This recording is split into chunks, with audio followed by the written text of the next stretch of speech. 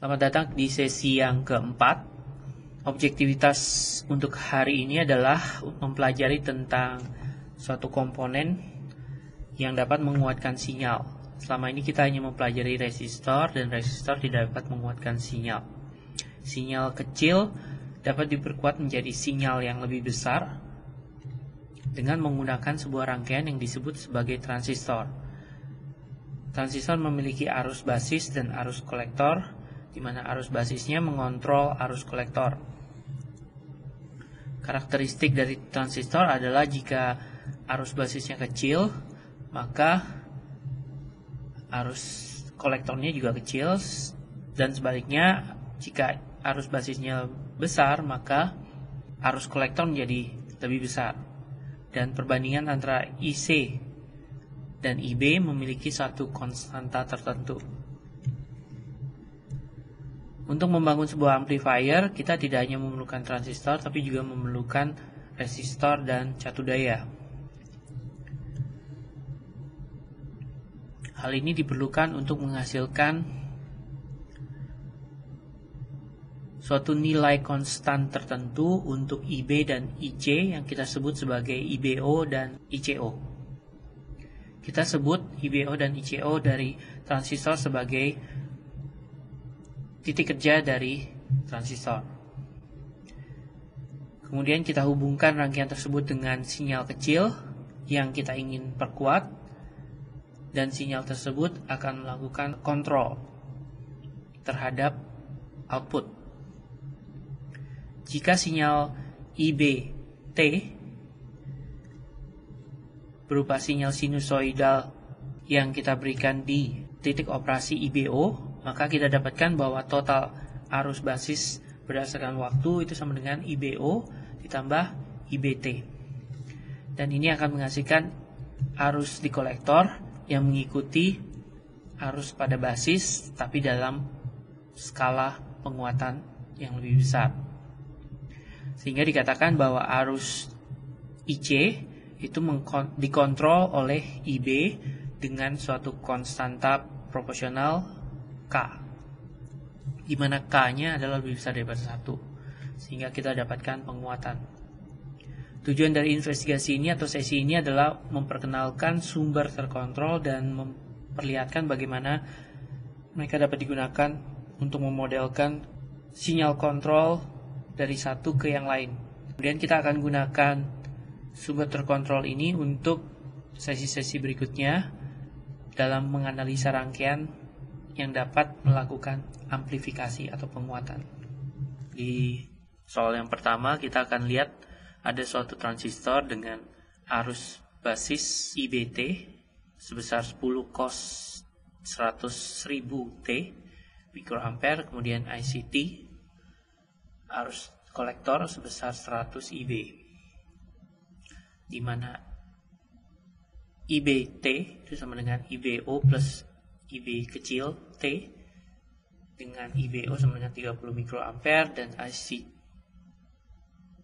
fungsi waktu sama dengan ICO plus ICT, di mana ICO-nya sama dengan 3 miliampere. Kita diminta untuk mensketsa IBT dan ICT, kemudian berapa perbandingan antara IC dan IB. Untuk mensketsa, kalau kita lihat tadi bahwa IBO itu adalah 30 mikroampere, berarti kalau kita mulai dari 10, sini 30,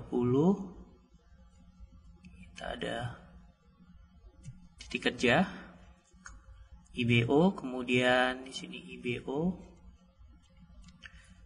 kemudian arus basis sinusoidalnya itu memiliki amplitudo 10 mikroampere, sehingga dia mulai dari 40 dan seterusnya.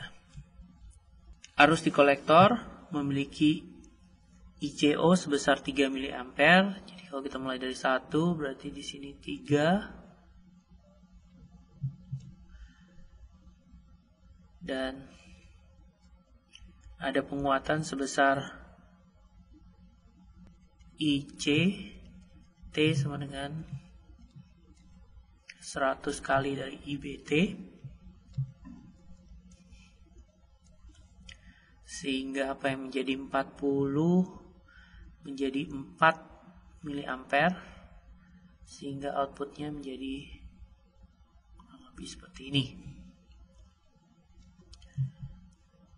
Sehingga berapakah perbandingan IC per IB?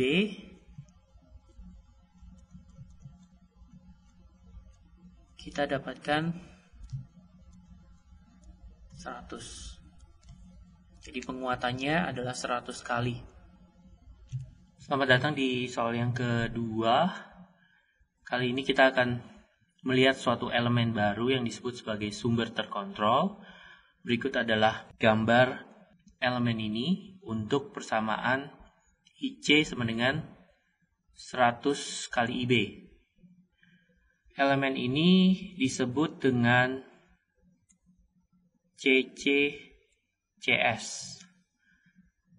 Karena kalau kita lihat sumbernya berupa sumber arus, current source, tapi current source ini nilainya akan ditentukan oleh berapa besar arus yang lain yang mengontrolnya. Sehingga kita sebut sebagai current control current source, atau dengan kata lain sumber arus yang dikontrol oleh arus lainnya. Jika kita diberikan simbol seperti ini, ada tegangan V1, kemudian sumber arus tergantung, terkontrol, sama dengan titik-titik V1. Berarti kita sebut elemen ini sebagai current source, karena sumbernya berupa sumber arus, tapi sumber arus ini dikontrol oleh tegangan, sehingga kita sebutnya voltage control current source. Atau dengan kata lain, sumber arus yang dikontrol oleh tegangan. Dengan demikian untuk soal ketiga, diketahui gambar seperti ini, berarti tipe dari elemen sumber terkontrol ini kita sebut sebagai voltage source dan voltage control. Jadi disingkat sebagai VCVS. Dalam hal ini V2 sama dengan 2 kali V1. Sehingga nilai V2 dikontrol oleh berapa besar nilai tegangan V1. Untuk soal yang keempat, kita akan lihat bagaimana gambar dari suatu sumber arus dan sumber tegangan yang independen. Kita tahu bahwa sumber tegangan independen tidak tergantung dari arus yang ditarik. Sama dengan sumber arus tidak akan tergantung dari tegangan yang keluar dari sumber arus tersebut. Atau jika digambarkan, berarti arusnya akan selalu konstan untuk semua tegangan yang ada. Nah, bagaimana dengan sumber terkontrol? Sumber terkontrol juga sama. Bisa dilihat di sini jika kita memiliki elemen seperti ini, current control current source, maka kita akan dapatkan grafik yang sama, hanya lebih banyak garisnya, karena untuk setiap I1 yang berbeda-beda akan dihasilkan arus yang berbeda pula. Sebagai soal, jika diketahui I2 sama dengan 50 dari I1, maka kita bisa kalikan 50 dikali 1 ampere, mikroampere, atau jika ini dalam miliampere, maka kita dapatkan 0,5 miliampere. Kemudian 2 kali 50, 100 miliampere, bukan 100 miliampere, 100 mikroampere. Ini 0,05 ya. 0,1 dan 3 kali 50 150 mikroampere atau 0,15 miliampere. Jadi kita bisa lihat kenaikannya selalu jaraknya sama. Di soal yang kelima, jika diketahui grafik tegangan terhadap arus seperti ini, maka kita bisa ketahui bahwa outputnya adalah tegangan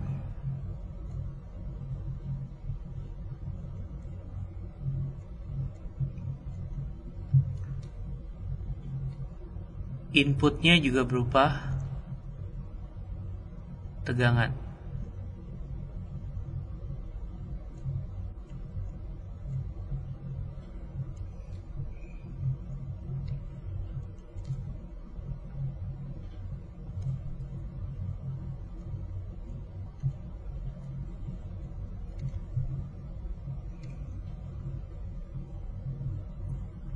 Jadi tipe dari kontrol ini adalah voltage control voltage source. Di soal yang keenam kita diminta untuk menggantikan skema rangkaian ini, di mana N diketahui merupakan elemen sumber terkontrol seperti ini. Maka apa yang bisa kita lakukan adalah kita bisa hapus kotak ini. Kemudian kita gantikan dengan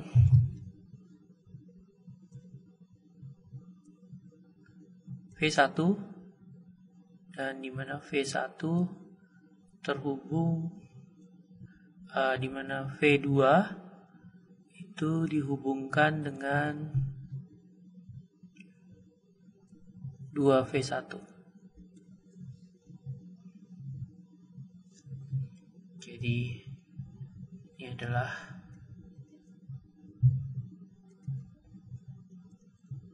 elemen N. Untuk soal yang ketujuh, kita diminta untuk menggantikan elemen N ini dengan suatu sumber terkontrol jika diketahui V2 sama dengan 100 dari V1.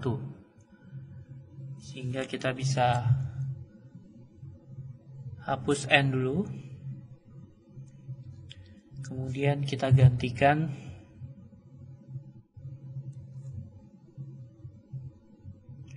sisi sebelah kanan dengan lambang dari sumber tegangan terkontrol,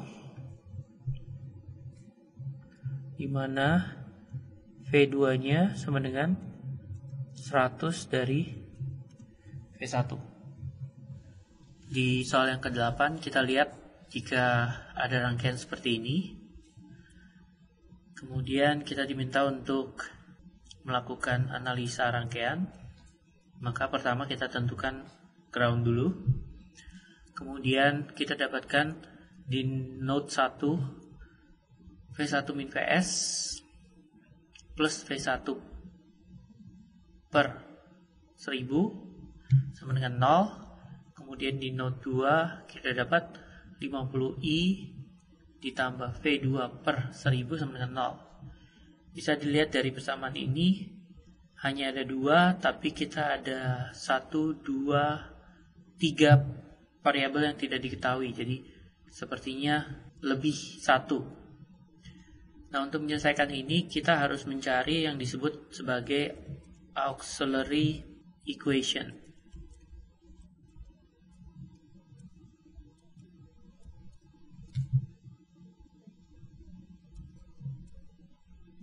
Dalam hal ini, I itu kita bisa tulis dalam variabel V1 dibagi 1000. Sehingga kita bisa cari, masukkan ke persamaan di titik kedua, kita dapatkan 50 dikali V1 per 1000 tambah V2 per 1000 sama dengan 0. Nah, dari sini kita dapat selesaikan untuk V1 dan V2 karena sekarang menjadi dua persamaan dengan dua variabel yang tidak diketahui. Dengan cara substitusi kita bisa dapatkan V1 maupun V2. Dalam hal ini V2 itu akan menjadi sama dengan min 25 dikali V sumber.